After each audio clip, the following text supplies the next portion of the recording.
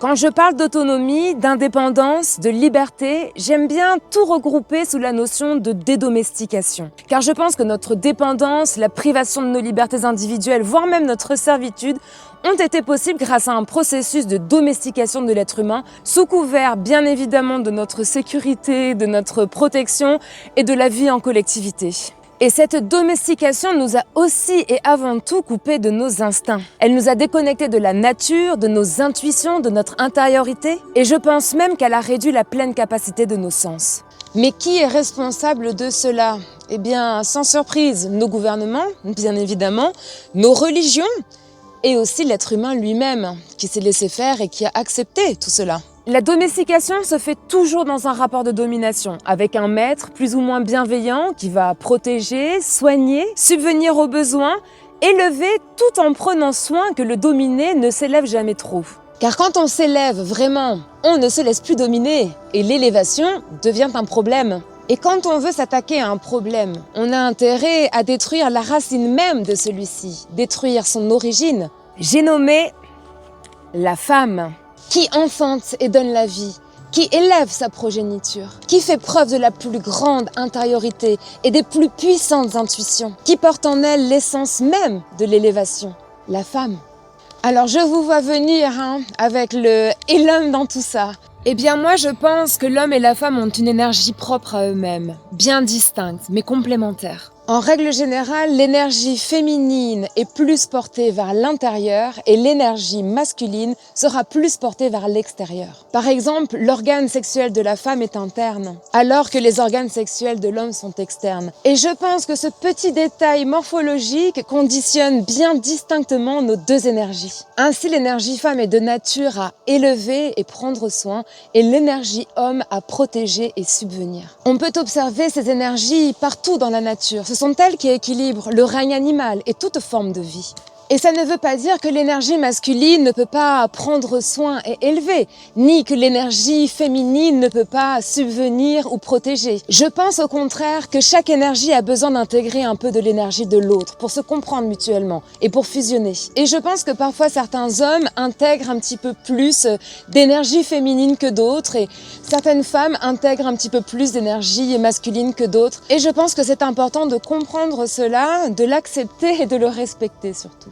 Dans tous les cas, si je vous fais cette vidéo aujourd'hui et surtout en ce lieu, le village que vous voyez derrière moi, je suis à Triora en Italie, c'est pour vous parler justement de la religion et de son rôle dans l'abolition, dans la destruction du pouvoir de la femme. En effet, c'est ici, à Triora, que des femmes ont été accusées de sorcellerie. Elles ont été jugées, condamnées et brûlées vives au bûcher. Alors chaque année, pendant le sabbat de Samhain, j'aime bien me rendre ici, c'est une sorte de pèlerinage que je fais. C'est aussi une manière de rendre hommage à toutes ces femmes qui sont mortes au nom de leur nature, tout simplement. Et au nom de toutes ces choses qui, je pense, aujourd'hui seraient importantes de retrouver au sein même de nos êtres et au sein même de nos vies, pour recréer un équilibre et pour retrouver une forme de liberté. Je vous emmène donc aujourd'hui avec moi à visiter ce village.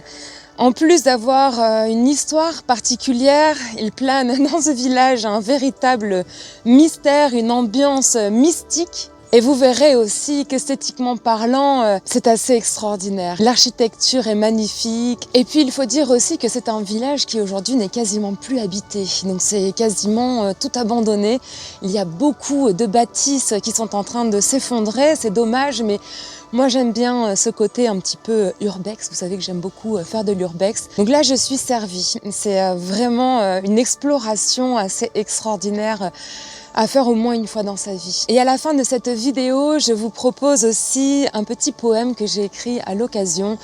Je sais que certains d'entre vous me trouvent un talent d'écriture, alors déjà je vous remercie.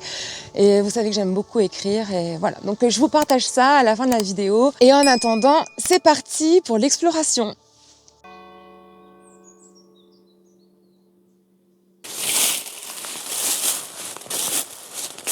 Une des premières choses que j'aime beaucoup ici, c'est les petits chemins. Il y a plein de petits chemins partout, avec des murs en pierre sèche, bien évidemment. Et ce sont que des petits chemins de terre ou des chemins pavés. Et j'aime beaucoup parce qu'on est tout de suite projeté dans une autre époque. Là, on est à l'entrée du village. Alors, il y a plusieurs entrées. Et vous voyez, on peut déjà observer les lampadaires de l'époque qui sont déjà allumés à cette heure-ci. C'est la tombée de la nuit. J'adore, regardez ça. On a particulièrement de la chance aujourd'hui parce que la météo se prête bien à cette exploration. Le village est entouré de brumes et je pense que c'est la meilleure météo pour une petite visite, surtout en ces temps d'Halloween, de Sabbat, de Samhain, où l'on dit que le voile se fait plus fin entre le monde des vivants et le monde des morts.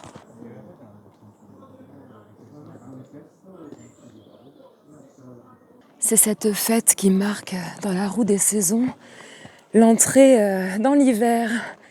C'est le moment de récolter, de finir les récoltes, de dire au revoir à l'été et de se préparer au grand froid qui arrive. C'est l'entrée dans la saison sombre, c'est l'entrée dans les ténèbres. C'est le moment de se préparer aussi à plus d'intériorité, justement, parce qu'on passera un peu plus de temps à l'intérieur de chez soi. C'est un moment où on nous invite à l'introspection aussi, à réfléchir sur la saison passée, sur les choses que l'on a fait dans notre vie, sur les choses que l'on a accomplies. C'est le moment de tirer un peu les leçons du passé et de digérer, de se préparer au printemps qui va finir par revenir fort heureusement et qui nous donnera l'occasion de renaître comme des fleurs, toujours plus fort. Par cette porte, on rentre dans le centre du village. Alors il faut dire qu'il y a beaucoup de monde en ce moment. Alors on est le 1er novembre aujourd'hui. Hier c'était le 31 octobre, donc la fête d'Halloween. Et les rues étaient bondées. Par endroits, ça bouchonnait même tellement il y avait du monde. C'est vraiment un village qui est très prisé pendant cette période pour les fêtes d'Halloween. Et voilà. Là, il y a encore quelques festivités, mais c'est bien moindre comparé à hier. Bon, ça y est, c'est la tombée de la nuit. C'est le moment où l'âme de ce village se révèle pleinement. Il y a, au cœur des montagnes ligures, un village suspendu entre le monde visible et l'invisible. Triora, le village des sorcières. Un lieu où l'histoire et la légende s'entrelacent, où les pierres murmurent encore le secret des femmes qu'on a voulu faire taire. Dans les ruelles étroites de Triora, le vent porte les voix de celles qu'on appelait strégées, sorcières. Mais avant d'être des sorcières, elles étaient les gardiennes du rythme du monde. Elles connaissaient les herbes qui soignent, les cycles de la lune, la danse des saisons. Elles savaient écouter la terre, lire les signes du ciel, comprendre les âmes. Elles étaient les intermédiaires entre la nature et l'humain, entre le visible et l'invisible. Elles vivaient en harmonie avec le cycle des saisons, avec les fêtes anciennes, celles que le monde moderne a oubliées, comme Samhain, la fête des morts et des commencements, où l'on célébrait la fin de la moisson et l'entrée dans la saison sombre. Samhain n'était pas une fête de peur, mais une porte. Un passage entre les mondes, où le voile devenait plus fin, où l'on pouvait communier avec les ancêtres, écouter les messages de l'au-delà, honorer la transformation. Les femmes de Triora connaissaient ces rites. Elles célébraient la mort et la renaissance, la lumière et l'ombre, car elles savaient que tout est cycle. Elles savaient que la vie ne se conquiert pas, elle se comprend. Et c'est cela peut-être qui leur fut reproché, savoir sans obéir. Leur savoir était ancien, transmis par le sang, par le chant, par le geste. Elles étaient guérisseuses, herboristes, psychologues avant l'heure. Elles savaient écouter ce que l'âme ne disait pas. Leurs regards voyageaient au-delà des apparences. Leurs mains guérissaient les corps. Leurs paroles apaisaient les cœurs. Et cela dans un monde gouverné par la peur, par la hiérarchie, par les dogmes. C'était dangereux. On brûle toujours ce que l'on ne comprend pas. Et ce qu'on ne peut dominer, on le diabolise. Ainsi naquit la chasse. Les bûchers s'allumèrent. À Triora comme ailleurs, on condamna la sagesse, on condamna la liberté, on condamna la femme. Mais l'histoire de Triora n'est qu'un miroir de l'histoire du monde. Depuis les origines, depuis Ève dans le jardin d'Éden, la femme fut rendue coupable du désir de savoir. Elle tendit la main vers le fruit défendu, celui de la connaissance, et ce geste, ce simple geste d'amour envers la vérité, fit d'elle la fautive éternelle. Mais si Ève n'avait pas tendu la main, l'humanité serait restée dans l'ignorance. Dans les tablettes sumériennes, on raconte une autre version, celle d'Enki, que certains nomment Lucifer, le porteur de lumière, celui qui voulut libérer les hommes de la servitude des dieux, leur donner la connaissance pour qu'ils deviennent leur égal, et c'est pour cela qu'il fut maudit. Depuis ce jour, la femme, symbole de la connaissance et de la vie, porte en elle la mémoire du bannissement, car qui élève et qui s'élève est un obstacle à la domination. La femme est racine et cime à la fois. Elle enfante, elle élève, elle nourrit l'énergie yang du monde. Elle est le souffle qui unit la matière et l'esprit, la gardienne du feu intérieur. Et c'est pour cela qu'elle fut jugée dangereuse, parce qu'une femme libre élève tout un peuple. Mais le bûcher n'a pas disparu. Aujourd'hui encore, il brûle dans d'autres formes, dans la fatigue, dans la charge mentale, dans le manque de reconnaissance, dans la peur d'être soi. Les flammes ont changé de visage, mais elles consument toujours l'énergie des femmes et celle des hommes qui ont perdu le contact avec leur part sensible, intuitive, aimante. Car l'homme aussi a besoin de retrouver la douceur du féminin pour que sa force devienne juste. L'un ne peut s'épanouir sans l'autre. C'est dans la réconciliation de ces deux forces que réside la véritable liberté. Alors souvenons-nous de Triora, de Samhain, des femmes qui parlaient aux arbres et aux étoiles. Souvenons-nous qu'avant la peur, il y avait la connaissance, qu'avant les dogmes, il y avait la connexion, et qu'avant le pouvoir, il y avait l'amour. Revenir à la nature, c'est revenir à soi. C'est apprendre à écouter le silence, à faire les choses par nous-mêmes, à retrouver la joie simple du feu qu'on allume, du pain qu'on pétrit, de l'eau qu'on recueille. C'est se libérer des chaînes invisibles, celles des États, des religions, des écrans, qui nous maintiennent dans l'oubli. La vraie révolution est intérieure. Elle commence dans la conscience, dans chaque femme qui se relève, dans chaque homme qui s'ouvre, dans chaque être humain qui choisit la vérité, même si elle brûle. Alors, que le feu de Triora ne soit plus un bûcher, mais un flambeau. Qu'il éclaire nos cœurs, qu'il ravive nos mémoires. Que nous soyons les héritiers des sorcières, libres, conscients, enracinés. Que Samhain nous rappelle que chaque fin est un commencement, et qu'au cœur de la nuit la plus noire brûle encore la lumière de la connaissance, la lumière du féminin, la lumière de l'unité. Triora n'est pas seulement un lieu, c'est un symbole, un appel, celui du retour à la source, à ce que nous sommes vraiment.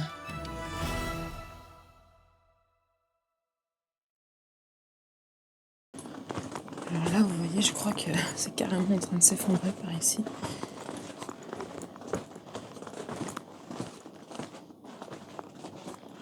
Ah ouais. Waouh.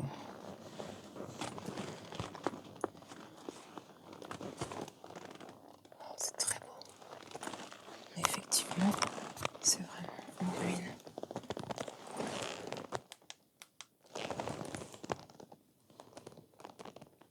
Et quasiment toutes les habitations sont dans cet état-là, dans tout le village.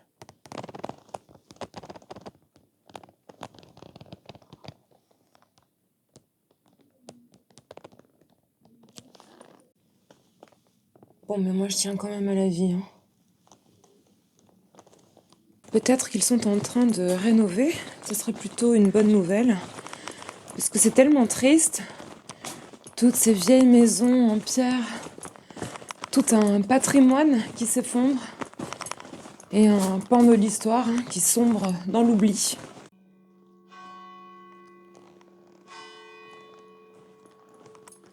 Je marche totalement au hasard.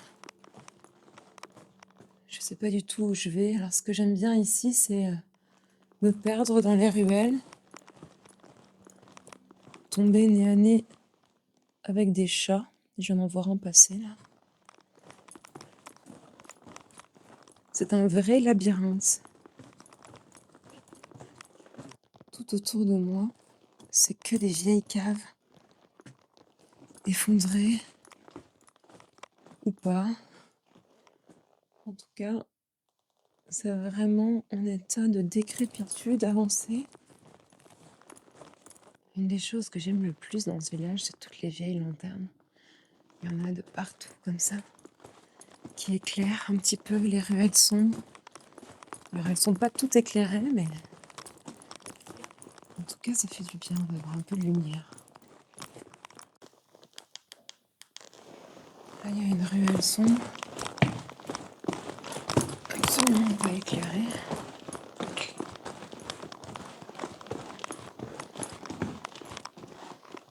Ah, il y a plein de bestioles. Là, Lisa. Je sais pas ce que c'est. Elles sont belles, ces petites bestioles.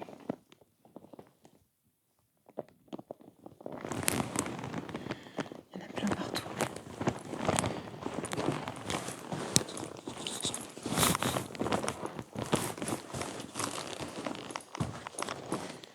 Je crois que je suis dans une voie sans issue.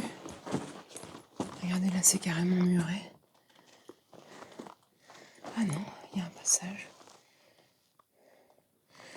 Et vous voyez le mur là? Bah, il fait pas trop confiance.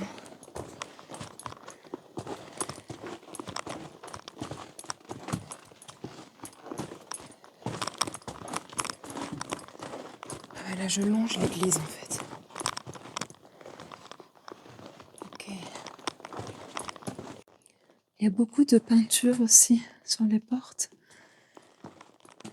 Souvent en rapport avec la sorcellerie. Ou en tout cas avec des symboles. C'est très féerique aussi. Vous voyez là le lapin blanc. Clairement le passeur d'entre les mondes. Sorcière, pleine lune.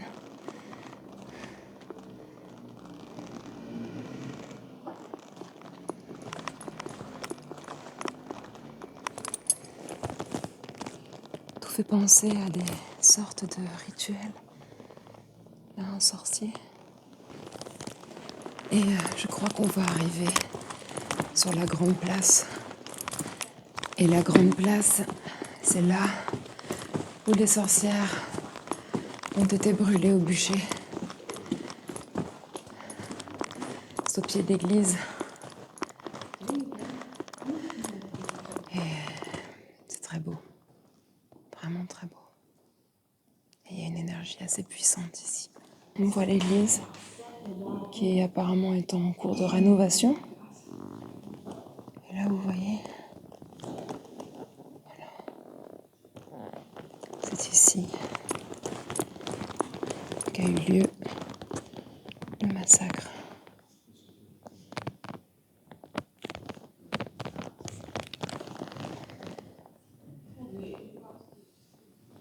Avec ce symbole d'une créature à 5 têtes. Ici, au pied du château, il y a une œuvre d'art. Un chat, je pense en bronze.